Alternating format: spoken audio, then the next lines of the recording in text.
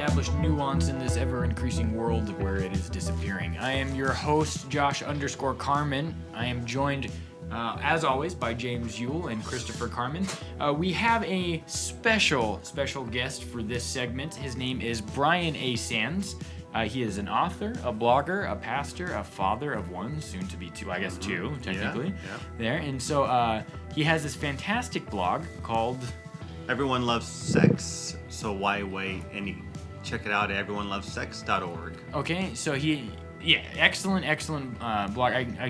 Today, just this afternoon, I read all the way back through December of last year. And so I was very encapsulated by it, and I was very, I think, appreciative of not just the... when I read a lot, I do a lot of blog reading, but what I liked particularly about this one is the length of things in terms of being willing to break down the depth of what it was that you were talking about with each subject, and also that there was a little bit of versatility among the things that you were writing about under the same umbrella there. So it was nice to be able to consider ideas of sexual purity among youth, and this and that and the other, but then on the other hand, there was a huge thing about sex trafficking as well. And so just the importance of understanding the balance and really just the breadth of an issue that you're talking about was something that I found not only appealing but refreshing, because you weren't beating a dead horse. Yeah. I'm going to issue a challenge for your next blog. All right. Write about faith and whatever. Yeah, there you go. Sexual purity for the elderly in elderly homes. So my ministry is in such a context, and it's quite a thing. Really? Near the end of life, just YOLO it.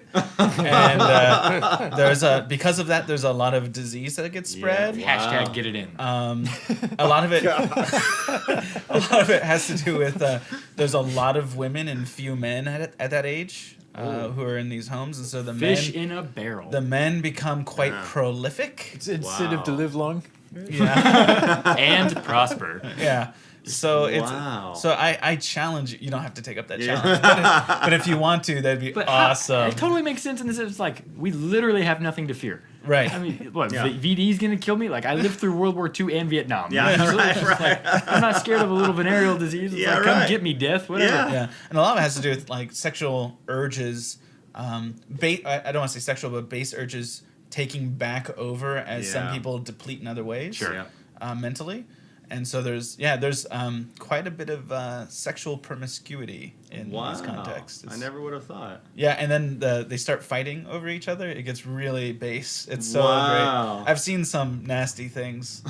Two ladies arguing over a man. At like 2 miles an hour walking at each other. Yeah, elementary school level fights. It's awesome. Wow. Yeah. So good luck in that challenge. I'll let you know if I take it out. That sounds terrible. So we decided for this segment, this is our whatever segment. So we do 2 segments per week now where we drop them. We do a segment on something faith related. It's always going to be pop topic.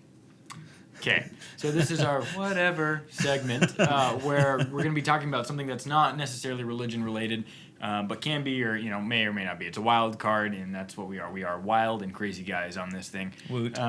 So this week we decided to talk about just favorite either podcasts, blogs, authors, basically content. Vloggers. Yeah, vloggers, content creation that we consume in any numerous amount of ways, and so we wanted to really.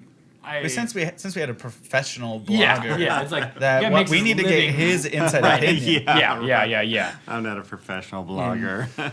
Well, maybe I am. I don't know. Okay, yeah, you are. There it is. Own it. Own it. I'll own it. Okay, all right. So, Brian, if you would start us off, where is a place that you go to find inspiration? To whom do you turn?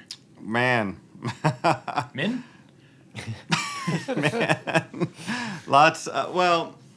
There's 3 blogs, I guess. Let's do one. Just and one. We'll trade around. Okay. You gotta make it go longer than 6 minutes. Got it. Okay, got it. So my buddy... He's not a podcaster. He's a podcaster. He's a blogger, not a podcaster. Excuse his amateurishness right now. My favorite, not my favorite, but one of the blogs I find inspiration because he speaks to the millennial generation that I work with is Paul Ngoni. Okay. His last book was called All Grown Up, published by Zondervan, and the one before that was 101 Secrets for Your 20s, published by Moody. And I like his website, or his blog is allgrownup.com, and it's GROAN. all like grown. Anyways, I like allgrown.com. But he offers. There you go. He offers inspiration, encouragement, and he is a millennial, like just at the tail end of it. And the cool thing about Paul is that he teaches millennials how to lead millennials. Okay. And so as I'm Gen X, but as I am reading his stuff or talk to him in person, he's a buddy of mine. I just did one of those like name Big drop shot, things. yeah, totally, Mr. Big Shot over here. I did not mean to like do that name drop thing. Anyways, Anyways, we don't know any- we only drop anyways. each other's names. That's why we're not going anywhere. So when I was hanging out with Rick Warren the other day, I was just kidding. Gross. Yeah, I know. so You anyways, might get assassinated now. So I like Paul Angoni because he encourages people with me who work with millennials how to work with millennials and how to minister to them basically. But he does it, I think, just in a real way. I don't know if that's the best way of saying it. Okay. All right. Yeah. Who do you like, James? Well, yeah, I was trying to think about this. I'm going to start with a Christian one, but the others aren't necessarily. But I actually appreciate he publishes a lot of scholarly works, but in the interwebs, he usually keeps it more to a wider audience, and his name's Ben Witherington. And right now, he seems to be writing for pathos.org, Totally stole mine. right? Well, I'm just talking about Ben I'm just Witherington specifically. And what I like about Ben Witherington, when it comes to his scholarly work, sometimes he does great, sometimes I disagree with him. He still does great if I disagree with him. But when he's working in the popular level, when he's speaking to a wider audience, what he's attempting to do, and I very much appreciate it, is he's trying to be the counterbalance to your Bart Ehrmans, the people who are just out there to shoot faith in the head, right? Like it seems like they're not even trying to be a critical voice. They're not even trying to partake in some kind of rich dialogue. They're just there to destroy Christians. Yeah. And I very much think that's true of Bart Ehrman, and I might be wrong, but that's the sense I get from the man, and I like that Ben Witherington doesn't stand for that. Yeah. That anytime sort of ridiculous, broad, sort of like when such a Bart Ehrman or somebody like him from that with that sort of intention says things so boldly that are baseless, like. Recently, Bart Ehrman released a book where he basically said at least half of the New Testament's just forgeries, right? Saying that so confidently, as if all scholarship agrees with me. I like that Ben Witherington, who is a scholar of this highest caliber, goes to the popular level and says, no. Now, that is a discussion on scholarship, but let's bring a lot more nuance than this broad stroke that's been sent out there by Bart Ehrman. So I want to give him pathos.org is where he's blogging. He's not the only one there, I'm sure, but Ben Witherington himself he does an excellent job of bringing nuance to some of the ridiculousness getting put out there by scholars on the topics of Christianity and faith. Chris Carmen, I'm going to throw the baseball to you. To me, who do I like? All right, I'm a fan of, I mentioned him before we started, actually, Gavin McInnes. Okay. Sometimes he pisses me off, but most of the time he makes me laugh. I like him because he's, for people who don't, he's one of the co-founders of Vice. Okay. Vice Media. And he shows up every now and then on Fox News shows or contributes to Tacky Mag and Rebel Media. But he's so irreverent. Okay. He's like kind of a retired punk rocker. And he'll do things like... I like him already. He'll go on a news show, like a serious news show, or as a panelist, but he'll go on as his hipster brother, Miles. And he'll have like his Che hat on and glasses and a scarf, and he'll do the whole thing in character. And so he's going on these serious TV shows being completely unserious. And I just love that somebody has the gall to do that. Let's see, for mine is actually a podcaster, and his name, you may have heard of him. His name is Mike Rowe. He has this show, Dirty Job. He's like a Dr. Holton. He's like Curtis Holton. Very similar in their voice. They sound exactly the same. I like how everybody who's listening to us on YouTube and iTunes... He's going to go look up Curtis Holton now. That's true. Yeah, which is totally worth it. So, For eternity. Mike Rowe runs this podcast... which is excellent. And he does it in a nod to somebody else. I forget who the original person was that did that, but they probably didn't do it as cool as Mike Rowe did. And so it's called The Way I Heard It, and it's just like what he labels it and brands it as it's a podcast for somebody with a curious mind but a short attention span. So everything's under 10 minutes, and it's just like a quick, quirky story that ends up being like a 10 minutes. No, it's less than. Everything's less than 10 minutes, and if it's longer than a GIF, I don't have time. But I think I actually said that once. yeah, like all the time. And the idea is that he tells this really cool story about a certain figure or person in history and like this crazy event that happened in their life, and you don't know that it happened, and then you're like, oh my gosh, it was that person. Like the woman who kissed Clark Gable, whatever her name is responsible for helping develop radar in American naval vessels. Yeah. And she never got credited with that. It's like a very unknown thing. So he does like these cool things, and then there's a twist at the end. So for me, he is my first one. I love his podcast. I love listening to his voice. He's wonderful for reaffirming the value of hardworking jobs that aren't necessarily like your traditional liberal arts college jobs. I mean, I'm a liberal arts college guy. Jobs that you can make money at. Right, but there's value in many types of vocations and professions, and Mike Rowe does a good job of sort of communicating, sort of reestablishing that being an excellent welder is a great life vocation. That there is that is not somehow lesser or any kind of other job. That you can make a great vocation outside of your traditional liberal arts degree, and I appreciate that about Mike Rowe. His ability to communicate that with nuance and very well. You want to add anything to Mike Rowe there? No. Keep going. Okay, I'll throw one in the hat, and then we'll switch to you, so be ready. I'm ready. You got to know how to podcast well. You got to jump in there.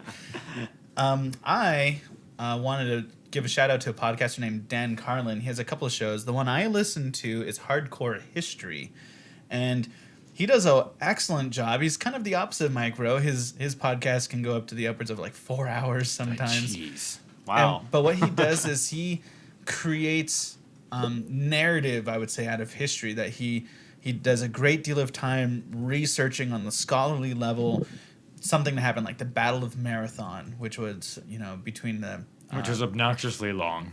Yeah, obnoxiously long. A great battle in Greek history against the Persians, and he'll research that in depth, and then he'll be able to communicate it as a narrative, as a story that unfolds based on the facts. He's not adding fiction here, but he just knows how to communicate it in narrative, and he does a wonderful job of bringing out lesser known facts, like bringing in, like a lot of us know the Battle of Marathon, for example, from the Greek perspective, but he talks about it from the perspective of the Persians. You should probably nuance when you say a lot of us, because I think only you. Yeah, I mean, a lot more than you think. I'm like this. Mm-hmm. Yeah. No, I was totally there. Yeah. Okay.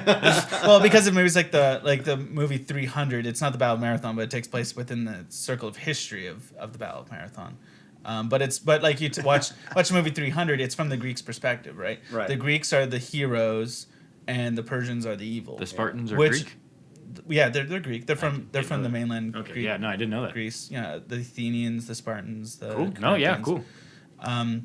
And that's how that story gets told. But the Persians aren't a great evil. They have their own perspective, and so he's able to communicate that story from their perspective. I mean, he does so in a really rich way, and so I wanted to mention Dan Carlin's Hardcore History. Yeah, right on. That's actually a really cool plug. Yeah. I might actually check that out. Yeah, that's pretty awesome. Another blog that I read. I don't read as much as I probably should because it's fascinating, but it's Jamie the Very Worst Missionary, and I like it because she's honest and real. Her latest post, which was like a repost, was missionaries probably shouldn't be jealous of strippers or of a stripper, but sometimes they are. Okay. That caught my attention, and Not so the same pay. She talks Strippers about make way more.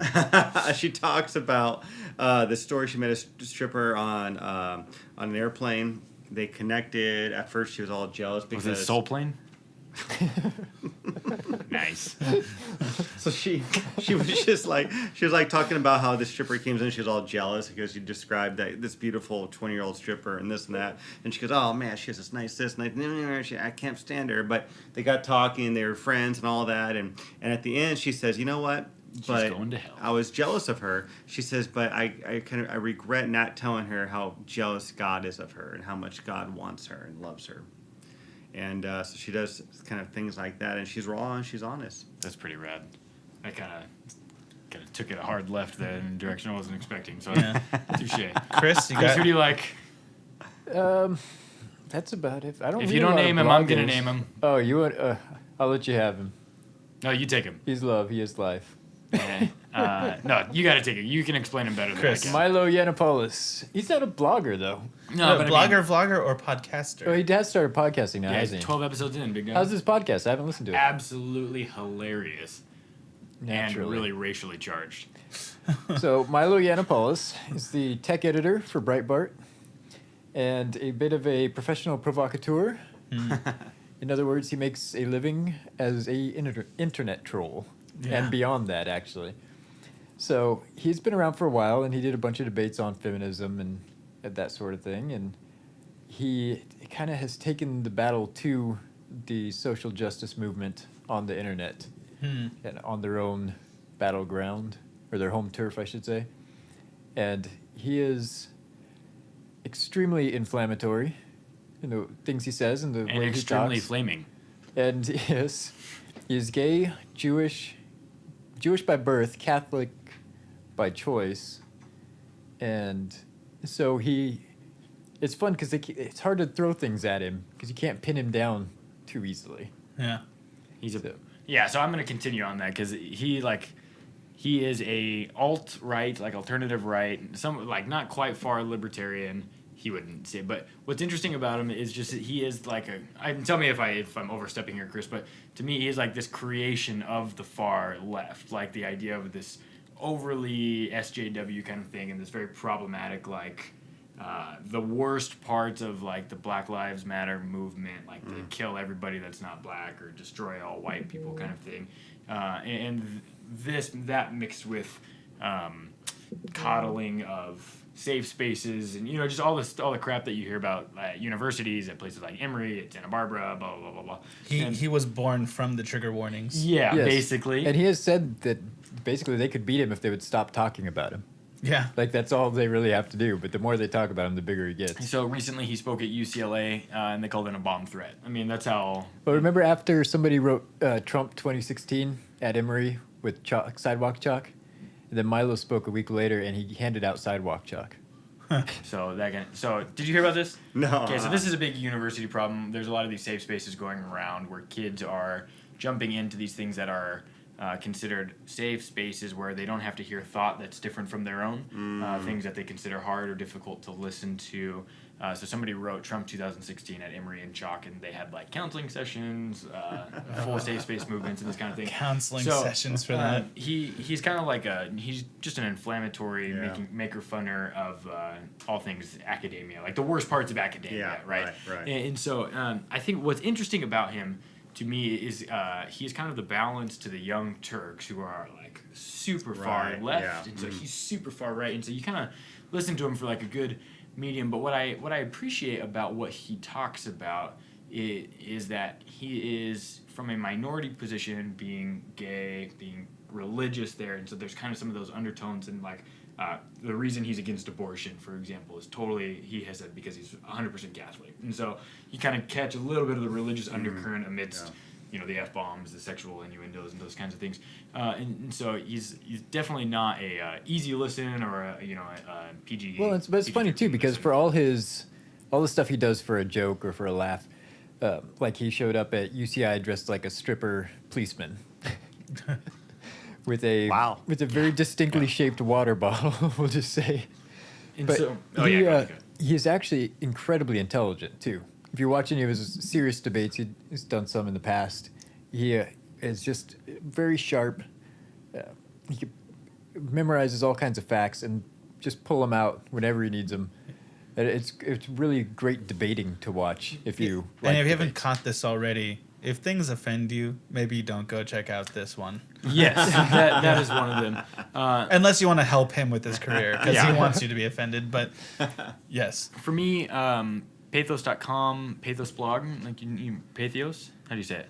I was saying Pathos. Pathos, but I okay. don't know. Kurt Williams is another blogger that I absolutely love. Excellent blogger, author, podcaster. He runs a thing called paulcast.org where he has a whole podcast dedicated to Paul. Excellent thinker, kind of a Boydian disciple, and to some degree, very heavily influenced from Gregory Boyd. Are we so far along in Boyd's career that he has Boydian disciples now? I mean, he's got a pretty big online presence in his circle. Wow. Yeah, He's big. yeah. I mean, No, I know he's big, but he has disciples now. I mean, That's like he's legend- is legend Boydian status. a term? no. I mean, I just made that up. I don't think I've ever heard anybody else use that. We but, just coined it. yeah, I wish I would do Copyright. something. If he copyright tries career, to though. use it, we'll sue him. No, I just want to talk to him. So I've been able to have. You can talk to him in the courthouse. I've been able to have some conversations with him via Facebook, and very nice guy. He actually gave me some blogging tips, and like when I was first starting out. So he's not so big that he doesn't have time, because he's not so full in his day. Recently started a church up in the Seattle area. So if you're over and you're listening to us in Seattle, check out Pangea Church. Awesome guy. Interesting name. I'll throw out one more out there. Just give my homie a plug. Mike Goldsworthy has a great blog called MikeGoldsworthy.com. Name dropper. And his last post was, I accidentally published a book today. And his book's called In God We Trust. And, Is his blog worthy of gold? Oh, I know. it's You good. should feel ashamed. You will be awarded no points, and may God have mercy on your soul. Name the movie. I already used that one this week. Name the movie. I don't know the movie. Billy Madison. Billy, nice. Oh, I used the meme today. Yeah, I Today or saw that. yesterday? No, Yeah. yesterday. That's why I said it. I'm gonna throw in one that's more easy. Not it's not so offensive or heady, but I love the Kind of Funny group. They got their start in video games, but they also sort of podcast on anything topics, and it's four guys: Greg Miller, Colin Moriarty, Nick Scarpino, and Tim Geddes. And the four of them struck out from lucrative careers with a big internet company and made it big as their own thing. And I'd love to one day host one of them at this show. That'd be my dream come true. And they're just a fun group. They talk about video games. If you do the podcast that they have dedicated, there's Kind of Funny Games, and then they have Kind of Funny, which is hosts their shows on topics, and also they got big enough that they were able to raise money from their fans on to have their own cartoon that stars them. So you've made it big when there's I want a when you have your own cartoon. cartoon. Yeah. Yeah. We could all have a cartoon, right? that would be pretty awesome. All of our fans could raise the 80 grand for that. So, but you know what? Just because they're big doesn't mean they don't need some love. And they make my day on a daily basis a little better. They have fun conversations and help me to laugh a little bit when there's not much else to laugh about. And I really appreciate sort of the gold they bring into my life, the silver linings. So, Josh, I do have, actually have several more, but we'll keep it a little bit low. let's do the dump truck listing approach. Yeah, just double. We're already coming up on time. Oh, yeah, we really are. Adam and Dr. Drew show. Adam Carolla, Dr. Drew. Yes. I think it's just an interesting balance on life. It's awesome that they're back together. Yeah, me Yeah. too. Yeah. I like that too. Yeah. The Bugle was one that I liked for a while. It's reformatting now that John Oliver has left to mainly focus So it on got Last better? Week Tonight. The other guy is actually pretty funny. You Made It Weird with Pete Holmes is kind of interesting because Pete Holmes. Pete Holmes is an evangelical Christian. Grew up in the evangelical Really? church. Yeah, and so you just catch stuff with that. His YouTube videos are hilarious. Yeah, so he's got some pretty good ones. Yeah. Trigger Offensive warning. warning. Yeah, and Yeah, so, I mean, and that's when we say offensive in that, there's swearing, in that, so they catch that sometimes. Productive Pastor is one I really, really like, just in terms of how to kind of manage Is the that like pastoral. Pinterest for pastors? No, I know that I'm kind of, in the sense Actually, that that, might be a good idea. Yeah. Hold on, let me go register that. and so the idea of special programs, like not Microsoft Excel, but things like Microsoft Excel that make your life easier, right? So Yeah. computer programs, things How like about that. T-Student Life? I am a fan. That's you totally jacked my style. T-Student Life is great if you work in ministry, if you work with students in particular. Garrett Gearhart, a member of this channel, runs this. One of our great friends took a moment to remember his last name. Yeah. Garrett Gearhart. Gearhart. Well, I want to make sure I pronounce it correctly. Who's at T-Student Life. You can check out his there. Also, the last one is Sermon Smith is one of my favorite ones. Having to write sermons every single week for the last 7 years. It's very hard. Exhausting. Yes. When you always are trying. I don't use a lesson plan or anything like that. Like we always kind of teach through our own original, quote unquote, exegeted content, and so trying to learn how other pastors do and kind of get their inspiration. I particularly like this episode with a gentleman by the name of Ian Diorio that discusses just the way that he thinks and being scatterbrained. I was able to relate to kind of a lot to that, and he thinks probably a little bit more visionary than I do. So those are some of my big ones. You guys have anything else you want to add? I think that's it. I think it's about time to plug a few things and drop the mic. Yeah, so we will continue to plug. We were joined by the lovely Brian A. Sands, BryanASands. Hashtag go with the name Arthur. Bam. I love that you love that name. So, Brian, if you can tell our massively small audience where to find you and how to get in contact with you. You can find me Absolutely. at my blog, everyonelovessex.org. You can find me on Twitter, Brian A. Sands, Bryan, the letter A, Sands. Same thing with all other social media networks, just Brian A. Sands. And come join me, come follow the blog. And if you would like his phone number, you can text me or find me on Facebook, and I'll give you his personal cell phone. As you get bigger and we hold on to you, don't slap us off. Okay? What you're seeing tonight is called the coattail effect, and that's what we're trying to. So You guys are too generous. you can Too reach nice. Garrett on Twitter at TStudentLife, and you can find his YouTube channel at Transformational Student Life. Tweet him some best wishes. He's He could going use some through positive some words. big stuff. Not necessarily negative, but can always use some love and support. Brian, we are super grateful that you would take time away from your very lovely but also 8-month pregnant wife to come and be here with us tonight. She's texting me right now saying time to Abby leave. won't go to bed. And so, so then we will finish and get off of here. You can reach Chris at Marion Ranch Records if you want to But contact him. why would you want to? Because he's recording a bunch of dope stuff. Come be a part of his track. I am on Twitter at Josh_Carmen. But most importantly, if you want to reach us at faithandwhatever.com, you can see all of our videos there. Find us on iTunes, like, subscribe, and share all of the content. And then if you want to find us on YouTube, just go to the search bar and type in Faith and Whatever. Again, for all of these lovely gentlemen, I am your host, Josh Carmen, saying thank you and good night. Good night.